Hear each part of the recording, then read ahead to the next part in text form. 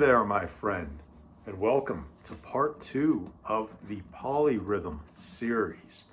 And as you can hear in that opening example, I basically played a part in 7/4 timing over another part that is in 5/4 timing.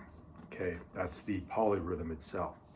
Okay, now just a recap of what a polyrhythm is.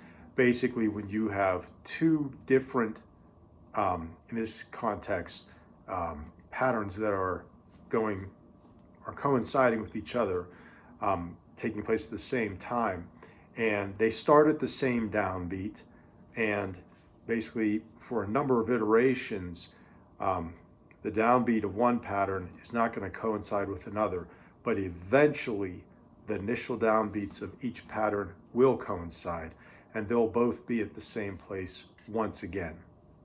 All right, so what I want to do is show you each one of those patterns real quick, and you're more than welcome to try these patterns out, just for the sake of learning and getting polyrhythms down more in your mind and in your hands, and do with it as you will. So anyway, here is the 5/4 part.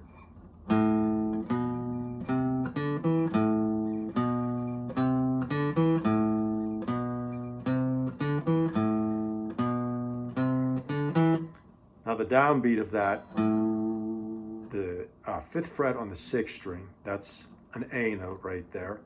And you can even tell when I'm playing it that I'm emphasizing that note a little bit more. But that is the main downbeat of the 5/4 pattern. The 7/4 pattern goes like this.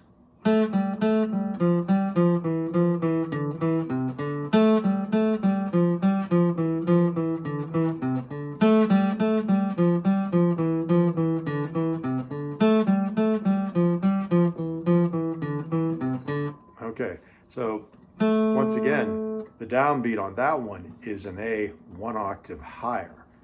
And eventually, because they are going in two different time signatures, the main downbeat for each pattern, they will coincide with each other. So these are great, in my own honest opinion, are great for adding tension and a little bit of uniqueness to a song.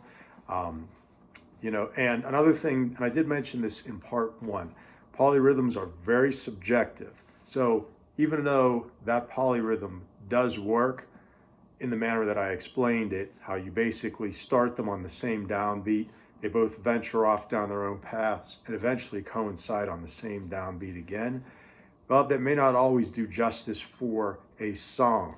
So pretty much like I said, they are definitely an experimental item to use. Definitely there's a lot of different possibilities you can do with combining different time signatures. And the bottom line is your ear will tell you what works and what doesn't.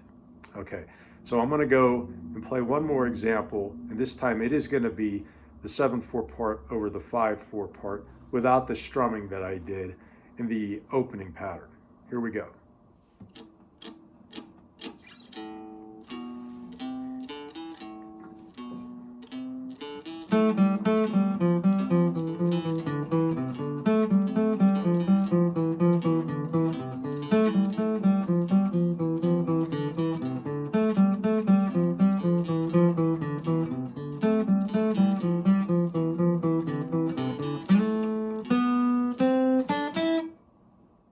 All right, so specifically playing through that example, the 5/4 part went 2 times by itself.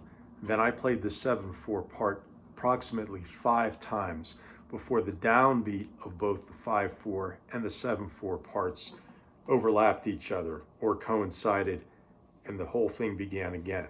So there's no tablature for this video because I'm treating this kind of as a more discovery-oriented video.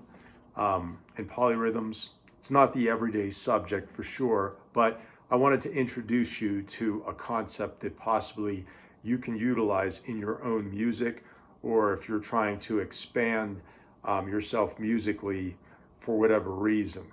Polyrhythms are once again subjective, but can be used to a good effect in a piece of music or for learning some aspect about music in general.